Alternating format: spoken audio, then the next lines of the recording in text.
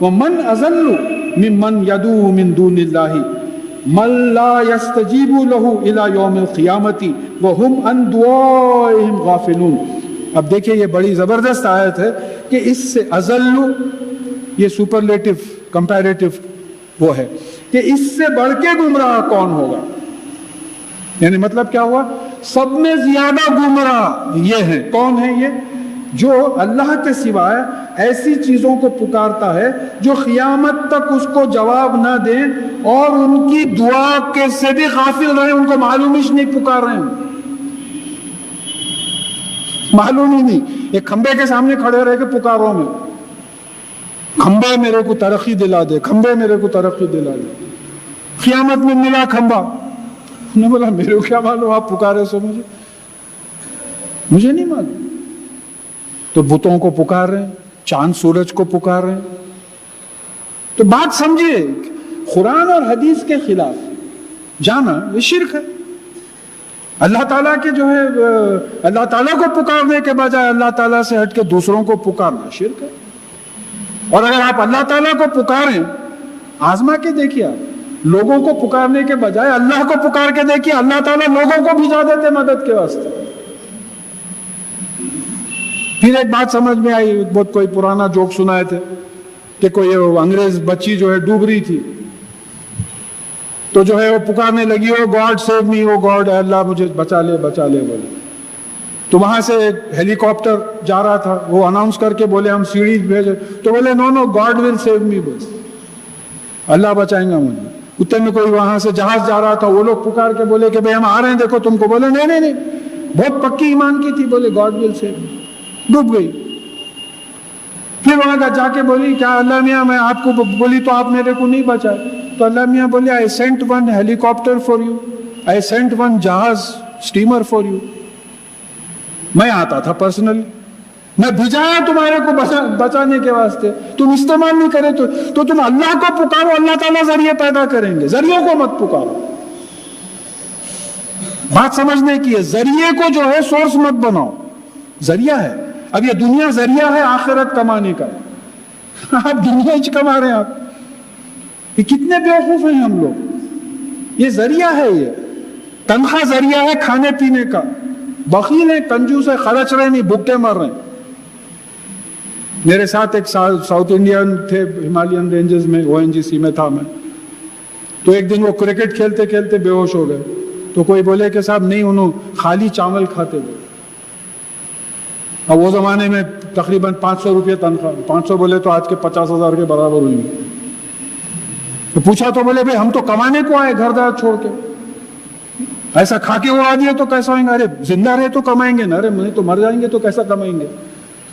تو یہاں سوال یہ ہے کہ تم اللہ کو پکارو، یہ ذریعوں کو مت دیکھو، دولت شہرت یہ مت دیکھو، اللہ کو پکارو. دوسروں کو پکارو گے تو یہ تمہاری پکار سے ہی غافل ہیں. پہلا پوائنٹ. دوسرا پوائنٹ، وَإِذَا حُشِرُ النَّاسُ كَانُوا لَهُمْ أَعْدَاءً وَكَانُوا بِعِبَادَتِهِمْ كَافِرِينَ. اور جب تمام انسان جمع کیے جائیں گے تو یہ تم جن کو پکارتے تھے وہ تمہارے دشمن ہوں گے، تمہارے دشمن ہوں گے اور تمہاری عبادت کا انکار کریں گے. دشمن کیوں ہوں گے؟ وہ خود اللہ تعالیٰ کے بندے ہیں. غصہ ہی آئے گا، اللہ میاں ہم بولے ہی نہیں، ان لوگوں پکار رہے تھے. عیسیٰ علیہ السلام کے بارے میں سوال سورہ مائدہ میں غالباً بات آئی کہ اللہ تعالیٰ پوچھیں گے کیا تم نے کہا تھا کہ مجھے اور میری والدہ کو کی عبادت کو؟ تو عیسیٰ علیہ السلام بولیں گے کہ یا اللہ میں جب تک تھا ایسی بات نہیں بولا، اب اس کے بعد جو ہے وہ لوگ کیا کیے وہ آپ جانتے ہیں، میں نہیں جانتا، مجھے غیب کا علم نہیں ہے، آپ جانتے ہیں، وہ نہیں، میں نہیں جانتا. تو اب یہ دشمن ہو جائیں گے کہ یہ بلا وجہ. آپ دیکھیے، ایک صاحب پرسوں کچھ کسی سے مجھے انٹروڈیوس کرائے، میں جو ڈیزگنیشن پہ ریٹائر ہوا اس سے 2 سٹیپس بڑھا کے کسی سے انٹروڈیوس کرائے. اب فرض کیجئے وہ جو صاحب ڈائریکٹر تھے وہ آفس کے، ان کو معلوم ہوا، انہوں بولیں گے انہیں میرا سبارڈینیٹ تھا، اپنے آپ کو ڈائریکٹر بولا تو خاموش ہو گیا. وہ غصہ نہیں آئے گا ان کو، تو اللہ تعالیٰ کو غصہ نہیں آئے گا. یہ جن لوگوں کی عبادت ہوتی تھی ان لوگوں کو غصہ نہیں آئے گا کہ آپ ہم کو اللہ تعالیٰ کے برابر بنا بیٹھے ہیں اور یہ ان کی عبادت سے انکار کریں گے. ایک تو ہم کو معلوم ہی نہیں تھا اور ہماری عبادت کرتے ہی نہیں تھے. یہ تو پورا ہاتھ کو آ گیا, جتنا خرچہ کرے ان کے اوپر پورا خرچ ہو گیا, پورا بیکار گیا, کوئی چیز کام نہیں آئی. تو وہی عمل کام آئے گا جو خالص اللہ کے لیے کیا جاتا ہے. نماز جیسی چیز بھی اگر آپ کسی کے لیے 1 منٹ بڑھا کے کرے, آپ کہ لوگ بولیں کہ کیا لمبی نماز پڑھتا ہے, تو وہ نارمل سے جو لمبی نماز ہوگی قیامت میں کہا جائے گا کہ اس کا اجر تو اس سے لے جس کو تو بتا کے نماز پڑھا تھا.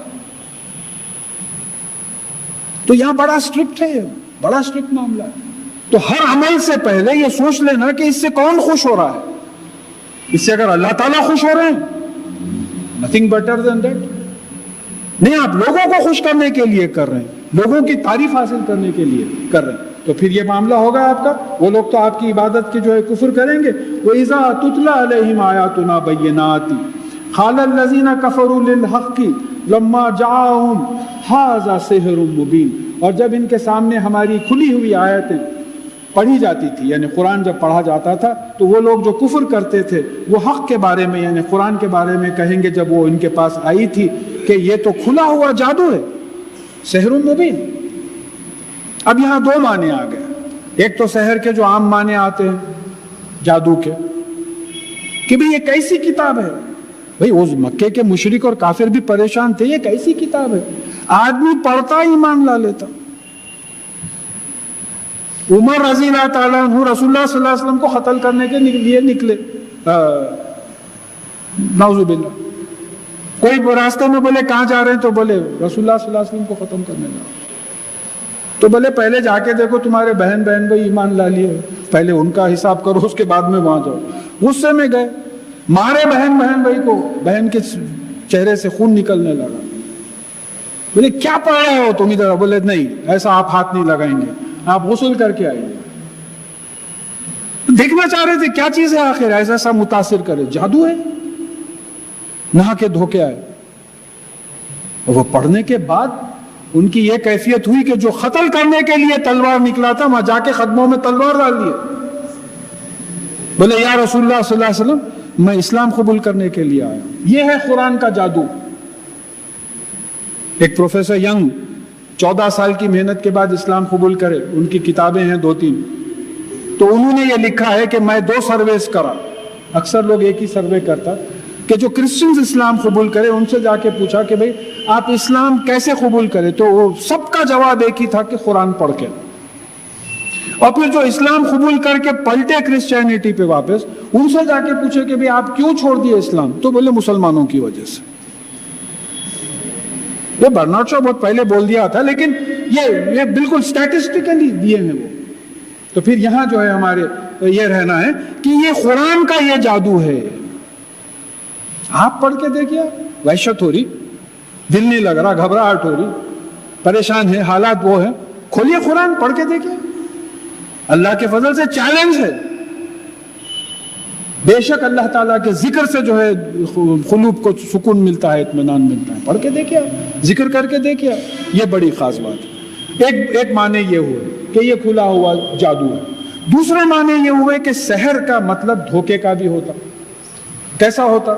جو میں مثال دیا, ابھی رمضان کا مہینہ گزرا, لیل ہوتی رات, فجر ہوتی دن جو بالکل کھل کے آ جاتا, یہ دونوں کے بیچ میں سحر ہوتی. اب جن کے پاس گھڑیاں نہیں ہیں, گاؤں میں ہیں, باہر جا کے دیکھتے, تو ان کو کنفیوژن ہوتا ہے کہ ابھی رات ہے یا فجر ہو گئی. تو وہ سحر کا جو پیریڈ ہوتا دھوکے کا پیریڈ. تو اب ان لوگوں نے یہ کہا کہ یہ قرآن تو دھوکے کی چیز ہے, یہ تو دھوکے کی, اس کا ثبوت یوں مل رہا ہے. ام یقولون افتراؤ, کیا یہ لوگ کہتے ہیں کہ انہوں نے من گھڑ لیا اپنے سے, قرآن کو خود گھڑ لیا ہے. بات سمجھیے کہ اللہ تعالیٰ کی طرف سے وحی نہیں آتی, یہ جھوٹ ہے. یہ جھوٹ بول رہے ہیں کہ اللہ, دیکھیں سحر کے جو جھوٹ کے معنی آتے, دھوکے کے معنی آتے, وہ بھی جمتے ہیں. سلیکشن آف ورڈز ہے صاحب, اللہ تعالیٰ کی کتاب ہے, ایک لفظ لے لیجئے آپ, کسی بھی معنی سے موڑ توڑ کے پڑھیے آپ, برابر جو ہے پازیٹیو معنی اس کے نکلتے. ایک لفظ ہے 3-4 جملوں کو جو ہے جوڑتا ہے وہ جا کے. تو یہاں یہ بھی بات صحیح آ رہی کہ ایک عجیب قسم کا جادو تھا کہ بھئی جادو کا اثر جیسا لوگ کنورٹ ہوتے چلے جا رہے ہیں. دوسرا یہ بھی ہے کہ انہوں نے کہا کہ یہ قرآن وحی نہیں ہوتی ان کے پاس, یہ من گھڑت گڑھ لیتے ہیں, اپنے آپ جو گھڑ لیتے ہیں. تو اللہ تعالیٰ بول رہے ہیں کہ قل ان افتریتہ فلا تملکون لی من اللہ شیئا. تو ان سے کہہ دیجئے کہ اگر میں نے قرآن گڑھ لیا ہے اور اس پر اگر اللہ تعالیٰ مجھے کوئی سزا دے تو تم اللہ تعالیٰ کی سزا سے, تم میں سے کوئی کسی سزا سے مجھے نہیں بچا سکتا. پھر یہ بات جو ہے سورہ حاقہ میں انشاءاللہ ہم 69 چیپٹر میں پڑھیں گے کہ اللہ تعالیٰ کہتے ہیں کہ یہ لوگ کہتے ہیں کہ انہوں نے اپنے سے تخولوا کا لفظ آیا کہ یہ ان کی اپنی بولی ہوئی باتیں ہیں, یہ وہی نہیں آتی. تو وہاں سورہ حاقہ میں کہا کہ اگر یہ اپنے دل سے بول لیتے تو ہم ان کا سیدھا ہاتھ پکڑ لیتے, اب بولنے ہمت نہیں ہوتی, اور ان کی شہرت کاٹ دیتے, دا مین آرٹری آف دی ہارٹ کاٹ دیتے اگر یہ اپنے سے بولتے ہوتے. تو اگر رسول اللہ صلی اللہ علیہ وسلم جھوٹے ہوتے تو کم از کم اس قسم کی آیتوں کو چھپا دیتے تھے جس میں اس قسم کی تنبیہ آئی ہے. ان کے خلاف بھی جو بات آئی, آپ نے قیدی کیوں لیا؟ آپ کو قیدی نہیں لینا چاہیے تھا. آپ نے شہد اپنے اوپر حرام کیوں کیا؟ یہ آیتیں چھپا لیتے تھے آپ کے خلاف ہے. اب میں ڈائریکٹر صاحب کے پاس ملنے گیا, انہوں نے بولے کہ بھئی what is this? Why did you do such a foolish act? اب میں باہر آ کے بولتا ہوں, لوگ بولے کیا ہے, کیا سے نہیں بول رہے تھے, آپ بڑا اچھا کام کرے بولے, پھر میں اپنے خلاف کیسے بول لوں گا؟ تو یہاں یہ بات آ رہی, سورہ حاقہ میں بھی بات آ رہی کہ اگر یہ اپنے سے کچھ قرآن میں گڑھ لیتے تو ہم ان کا سیدھا ہاتھ پکڑ لیتے اور ان کی جو ہے مین آرٹری آف دی ہارٹ جو ہے کاٹ دیتے. تو اس وقت تم کچھ بھی نہیں کر سکتے تھے, اللہ تعالیٰ کے خلاف تم نہیں بچا سکتے تھے, کسی چیز میں کوئی نہیں بچا سکتا تھا مجھے. ہوا عالم بما تفیضون فیہ, تو تم ان قرآن کے بارے میں جو باتیں کرتے ہیں وہ بہت بہتر جانتا ہے. عالم سپرلیٹو کمپیریٹیو ڈگری ہے, وہ بہت بہتر جانتا ہے.